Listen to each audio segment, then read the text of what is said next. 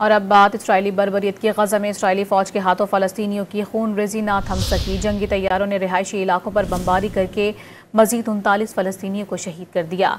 Lebanon में भी 52 शहरी इसराइली फौज की दहशतगर्दी की भेंट चढ़ गए। गजा में इसराइली हमलों में मजमूई शहादतें 43,508 हो गई, जिनमें 70% खवातीन और बच्चे शामिल हैं।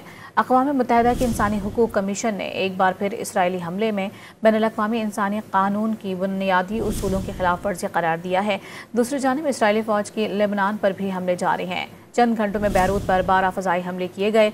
दारुल हुकूमत से शहरियों को एक बार फिर से इनख़ला का हुक्म दे दिया।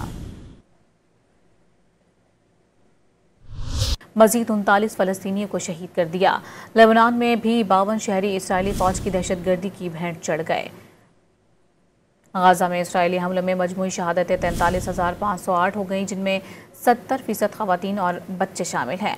अक़वाम मुत्तहिदा के इंसानी हुकूक कमीशन ने एक बार फिर इसराइली हमले में बैनुल-अक़वामी इंसानी कानून की बुनियादी उसूलों की खिलाफ वर्जी करार दिया है। दूसरी जानिब इसराइली फ़ौज की लेबनान पर भी हमले जारी हैं। चंद घंटों में बैरूत पर 12 फ़ज़ाई हमले किए गए। दारुल हुकूमत से शहरियों को एक बार फिर से इनख़ला का हुक्म दे दिया।